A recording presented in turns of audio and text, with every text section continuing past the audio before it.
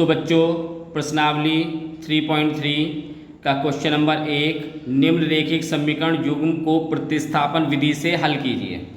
तो प्रतिस्थापन विधि में क्या होता है बच्चों कि किसी एक समीकरण से x या y में एक समीकरण दे रखी है तो उसमें से या तो x की वैल्यू निकाल लो या y की वैल्यू निकाल लो। ठीक है, दोनों में से किसी एक की वैल्यू निकाल के उसको दूसरी समीकरण में रख दो। ठीक है, और उसके बाद उसे सॉल्व कर लो तो ये क्या आएगा आपके पास x और y की वैल्यू आ जाएगी। ठीक है, तो जैसे इसका फर्स्ट पार्ट है, इसने कहा है x प्लस वाई बराबर 14 है और x माइनस वाई बराबर 4 है। ठीक, तो हम क्या करेंगे, पहले समीकरण उतार लेते हैं।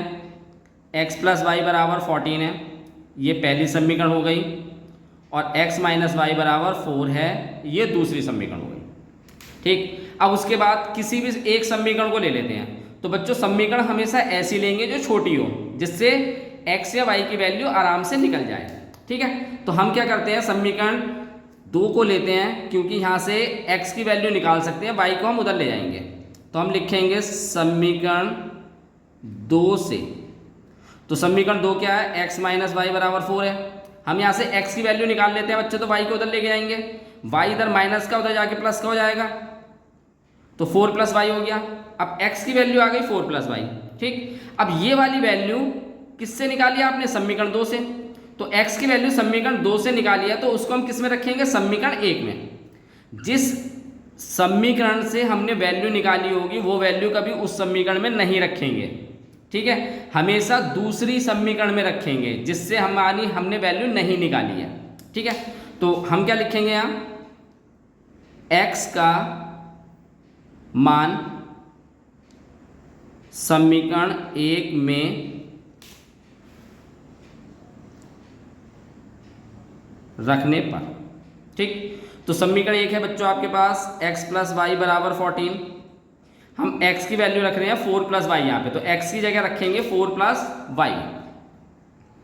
तो 4 प्लस वाई हमने x की जगह वाली वैल्यू रख दी, और यहाँ पे y ऑलरेडी है, तो y और y कितना हो जाएगा बच्चों, 2y, और ये 4 इधर जाके माइनस हो जाएगा। तो अब क्या होगा, यहाँ पे 14 में से यानी 14 में से 4 घटाएंगे तो कितना आएगा, 2y बराबर कितना हो गया आपके पास 10, और y की वैल्यू कितनी आएगी, 10 को 2 से भाग कर दो, कितना हो गया आपके पास 5। अब y की वैल्यू 5 आ गई। अब ये वैल्यू आप किसी भी समीकरण में रख दो, तो समीकरण 1 को ही ले लेते हैं। समीकरण 1 में y बराबर 5 रखने पर। ठीक है, तो समीकरण 1 क्या है बच्चों आपके पास, समीकरण 1 है आपके पास x प्लस वाई बराबर 14। तो इसमें आप क्या रखेंगे, y की वैल्यू रखेंगे, तो x प्लस वाई की जगह कितना है 5 बराबर 14, ये 5 जाएगा उधर, तो x बराबर कितना हो जाएगा 14, प्लस का 5 उधर जाके माइनस का हो जाएगा। ठीक, तो आपके पास x की वैल्यू कितनी आ जाएगी 9, बस। तो x बराबर आपके पास कितना आ गया 9, और y बराबर आपके पास कितना आया था 5। ये आपके पास इस पार्ट के आंसर हो गए। ठीक है, अब इसके सेकंड पार्ट की तरफ चलते हैं हम। तो बच्चों पहले का दूसरा पार्ट आपको s माइनस टी बराबर 3 दिया हुआ है, और s भाग 3 और t भाग 2 बराबर 6 दे रखा है। ठीक है, तो ये वाली समीकरण तो आपकी सही है बच्चों, लेकिन इसे सही करना पड़ेगा। तो चलिए, s माइनस टी बराबर 3 है, ये तो पहली समीकरण हो गई। फिर s भाग 3 प्लस के t भाग 2 बराबर 6, तो इसे पहले सही कर लेंगे। अब सही करने के लिए क्या करेंगे बच्चों, यहाँ पे एलसीएम लेंगे। तो 3 और 2 इन दोनों की टेबल में ऐसा कौन सा नंबर है सबसे छोटा जो आता है, क्या है 6। 3 की टेबल में भी 6 आता है और 2 की टेबल में भी आता है। अब 3 की बच्चों कितनी बार गुणा करने पे 6 आता है, 2 बार, 3 दूनी 6 होता है, तो उस 2 की गुणा ऊपर हो जाएगी s से, 2s हो गया। फिर 2 की कितनी बार गुणा करने पे 3 आता है, 3 बार, 2 तिया 6, तो उस 3 की गुणा t के साथ हो जाएगी। ठीक है, बराबर में 6 रहेगी। अब इसके बाद इसकी इधर गुणा कर देंगे 6 की, क्रॉस मल्टीप्लाई हो जाएगी, तो ये हो जाएगा 2s प्लस के 3t बराबर 6 की 6 से गुणा करेंगे तो 36 हो जाएगा। ये हो गई आपके पास दूसरी समीकरण। अब देखो बच्चों, दोनों समीकरण को देखेंगे तो ये थोड़ी बड़ी सी समीकरण लग रही है, ये छोटी सी समीकरण लग रही है, तो हम समीकरण एक उठा लेंगे वैल्यू निकालने के लिए। ठीक है, एस या टी में से किसी भी एक का मान निकालने के लिए समीकरण एक को ले लेते हैं। तो समीकरण एक से तो s माइनस टी बराबर कितना है आपके पास 3। अब ये माइनस का t है तो बराबर के दूसरी तरफ लेके जाएंगे तो प्लस का हो जाएगा, तो s बराबर कितना हो जाएगा 3 प्लस टी। ठीक है, अब ये जो वैल्यू आई है पहली समीकरण से निकल के आई है। अब इस वैल्यू को आप क्या करेंगे, समीकरण 2 में पुट कर देंगे। चलिए, तो हम क्या लिखेंगे यहाँ पे, तो s का मान समीकरण 2 में रखने पर, तो समीकरण 2 है आपके पास 2s प्लस के 3t बराबर 36। s की वैल्यू कितनी है, ये है, तो ये s की वैल्यू 3 प्लस टी हम यहाँ पुट कर देंगे, यहाँ रख देंगे। तो 2 हम इसकी जगह, s की जगह कितना रख रहे हैं 3 प्लस टी, और यहाँ पे 3t है ही बराबर 36। ठीक है, चलिए अब अंदर गुणा हो जाएगी, 2 की गुणा 3 से करेंगे तो कितना हो जाएगा 6, 2 की गुणा t से करेंगे तो कितना हो जाएगा t, और प्लस के 3t। अब बच्चों ये 6 तो बराबर के इस तरफ लेके जाएंगे तो माइनस हो जाएगा, और 2t और 3t कितना हो जाएगा 5t, और 36 में से आप 6 घटा देंगे तो 5t बराबर कितना आएगा, 36 में से 6 घटाएंगे तो 30 हो गया। अब t की वैल्यू निकालनी है तो 5 को डिवाइड कर देंगे, 30 को इधर डिवाइड कर देंगे, 5 से भाग कर देंगे, तो आपके पास वैल्यू कितनी आ जाएगी t की 6, यानी t बराबर कितना आ गया 6। अब t की वैल्यू आ गई। अब ये t की वैल्यू किसी में भी रख देते हैं, समीकरण 2 में रख देते हैं, समीकरण 1 में रख देते हैं। तो समीकरण 1 में रख देते हैं बच्चों, छोटी समीकरण है ये, तो हम क्या करेंगे, तो t का मान समीकरण 1 में रखने पर, समीकरण 1 है आपकी s माइनस टी बराबर 3, और t की वैल्यू कितनी है आपके पास 6, तो s माइनस 6 बराबर 3। अब ये बच्चों माइनस का 6 है, बराबर के दूसरी तरफ लेके जाएंगे तो किसका हो जाएगा प्लस के। ठीक है, तो आपके पास 3 और 6 कितना हो जाएगा 9। बस वैल्यू कितनी आ गई आपके पास, s की 9 आ गई और t की कितनी आ गई 6। तो ये आपका क्वेश्चन नंबर सेकंड पार्ट था पहले का। तो क्वेश्चन नंबर 1 का third part, 3x minus Y बराबर 3 और 9x यानी 9x माइनस के 3y बराबर 9। ठीक है, ये आपको 2 समीकरण दे रखी हैं, तो ये पहली समीकरण है और ये दूसरी समीकरण है। ठीक है, अब बच्चों दोनों समीकरण में से जो भी थोड़ी छोटी समीकरण होगी, तो ये वाली है पहली वाली छोटी समीकरण, तो इसमें से किसी एक की वैल्यू निकाल लेते हैं। ठीक है, तो हम क्या करते हैं, लिखेंगे हम समीकरण 1 से, तो हमारे पास समीकरण 1 कितनी है 3x माइनस के y बराबर 3।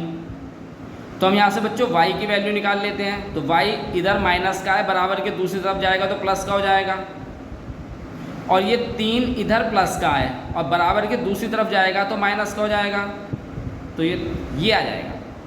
तो ये वाली आई आपके पास y की वैल्यू। अब ये y की वैल्यू कौन से समीकरण से निकाली आपने 1 से, तो ये वैल्यू आप कौन से समीकरण में रखेंगे, समीकरण 2 में। ठीक है, तो चलिए लिखते हैं, तो y का मान समीकरण 2 में रखने पर। ठीक है, चलिए, तो आपके पास समीकरण 2 है कितनी 9x माइनस के 3y बराबर में 9।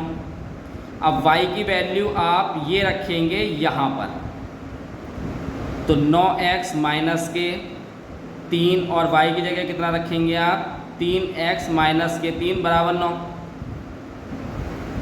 ठीक है, अब यहाँ पे तो 9x हो गया, अब 3 की गुणा आप इस 3 से करेंगे तो कितना हो जाएगा 9 आएगा, और बाहर माइनस है तो माइनस के 9x आ जाएगा। फिर इस -3 की गुणा अंदर करेंगे तो माइनस की माइनस से गुणा होगी प्लस हो जाएगा, और 3 की 3 से गुणा हो जाएगी प्लस के 9 हो गया बराबर 9। अब देखिए 9x यहाँ पे भी है माइनस का और ये प्लस का है, तो ये दोनों तो कैंसिल हो जाएंगे, तो आपके पास कितना बच गया 9 बराबर 9, यानी 9 बराबर आपके पास 9 बच गया। तो बच्चों ये x की वैल्यू तो नहीं आई, यानी x तो पहले ही कट गया। ठीक है, तो आप क्या लिख देंगे यहाँ पे x बराबर 0, क्योंकि x की वैल्यू आई नहीं है आपके पास, ठीक। और y की बराबर कितना आया, आपकी x की वैल्यू कैसे निकल के आई, किससे निकल के आई, जब आपने y बराबर ये रखा तो y की जगह कितना आएगा 3x माइनस 3। बस आपके यही आंसर होंगे, क्योंकि आपके पास इसको काटने के बाद आपके पास x की वैल्यू नहीं आ रही है, तो उस केस में आप क्या करेंगे, यही आंसर होंगे। x की जगह 0 आएगा क्योंकि x आपके पास कैंसिल हो गया, और जिस वैल्यू को आपने निकाल के यहाँ पे रखा था वही आपके पास y की वैल्यू हो जाएगी, ठीक है। क्योंकि y, अगले पार्ट की तरफ चलते हैं। तो बच्चों पहले का चौथा पार्ट, आपको दो समीकरण दे रखी हैं, फिलहाल एक ही उतारी है अभी, 0.2x यानी 0.2x प्लस 0.3y बराबर 1.3 यानी 1.3। तो बच्चों आपको पता होगा अगर 0.3 है तो पॉइंट अगर एक डिजिट के बाद है और इस पॉइंट को हटाएंगे तो नीचे कितना आ जाता है, 10 आ जाता है, ठीक है।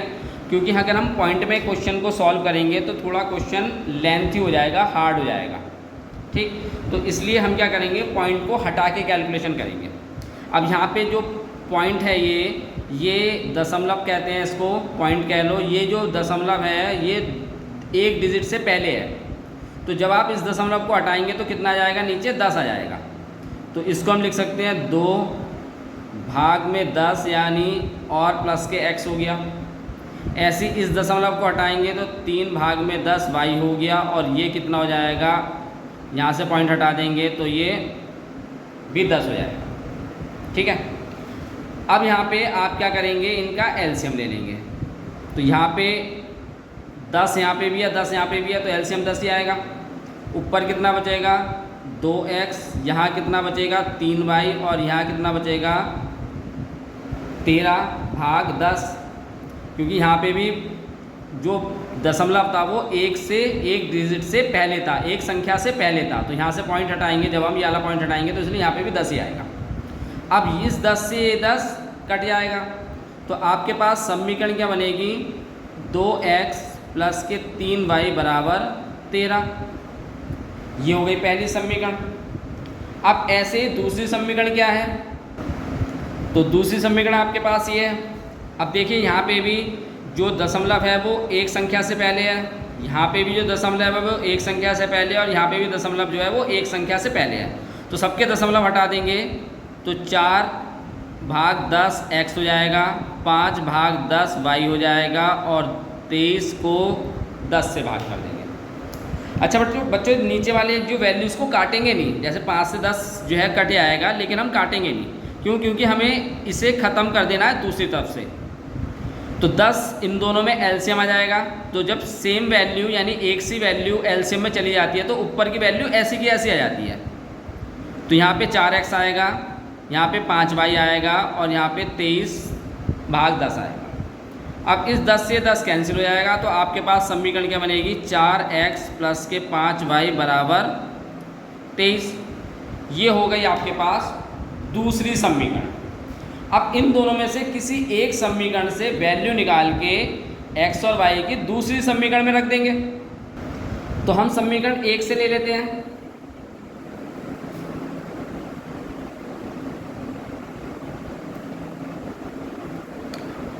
ठीक है, तो आपके पास समीकरण 1 क्या है, 2x प्लस के 3y बराबर 13।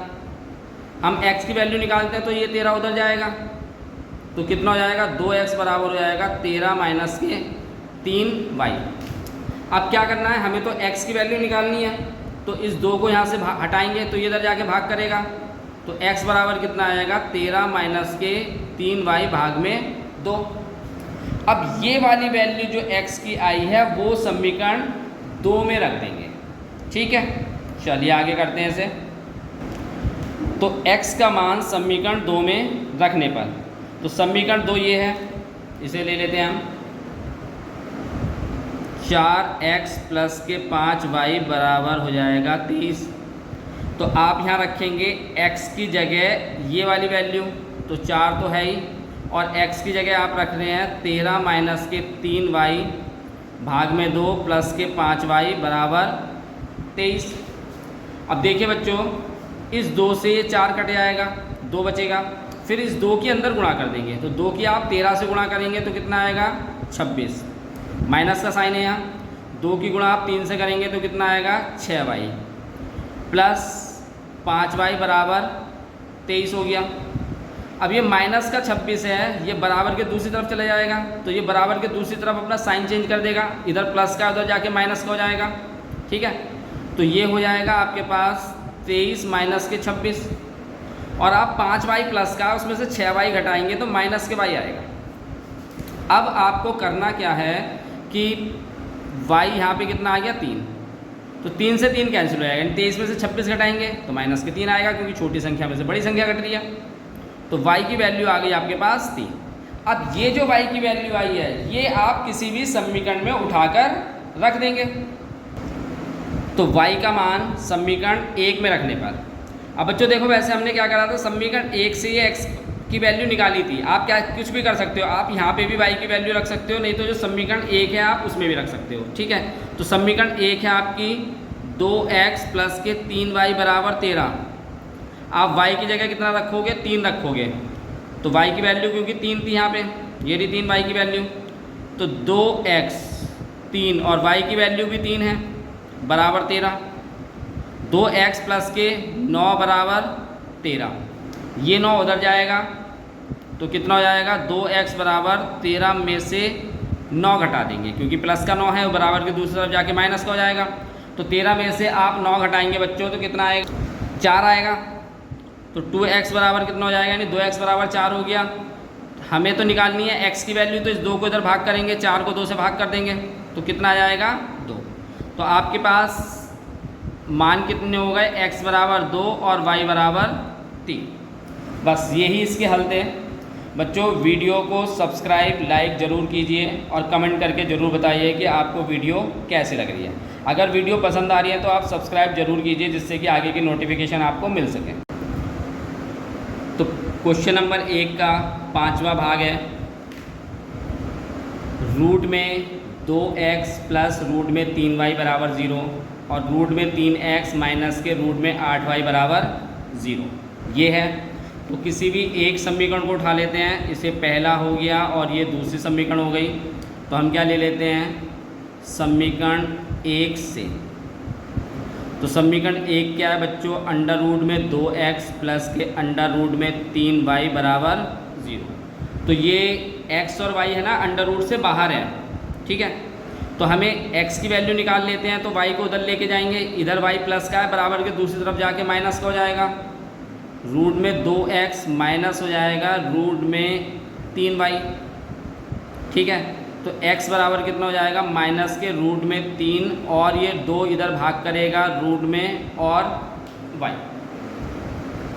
तो ये रूट का 2 भाग कर देगा रूट 3 को, तो रूट 3 को भाग रूट 2 और y आ जाएगा माइनस, ठीक है। अब ये वाली वैल्यू आप क्या करेंगे, समीकरण किससे वैल्यू निकाली थी हमने 1 से, तो ये वाली वैल्यू समीकरण 2 में रख देंगे, ठीक। तो x का मान समीकरण 2 में रखने पर, ठीक। तो समीकरण 2 आपके पास ये है, तो ये वाला जो x का मान है हम यहाँ पे रख देंगे। चलिए रूट 3 और माइनस में हो जाएगा रूट 3 अपॉन में रूट 2y माइनस के अंडर रूट में 8 और y बाहर है। अब उसके बाद इस रूट 3 के अंदर गुणा कर देंगे। तो जब बच्चों आपको पता है कि एक ही रूट होता है तो उन दोनों की गुणा करते हैं तो केवल अंदर की वैल्यू बचती है। तो रूट 3 की रूट 3 से गुणा करेंगे तो कितना आएगा आपके पास, केवल 3y, केवल 3 आ जाएगा, y ऊपर है और अंडर रूट 2 आपका अपॉन में है यानी भाग में है।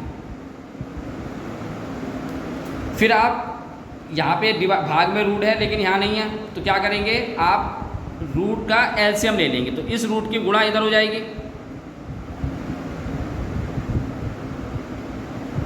अंडर रूट में 8 और रूट की रूट से गुणा हो रही है तो इसकी गुणा अंदर हो जाएगी रूट के अंदर ही, क्योंकि अंडर रूट 2 की अंडर रूट 8 से गुणा हो रही है तो रूट तो सेम ही है, अंदर की वैल्यू की मल्टीप्लाई हो जाएगी और यहाँ पे आ जाएगा अंडर रूट में 2 बराबर 0।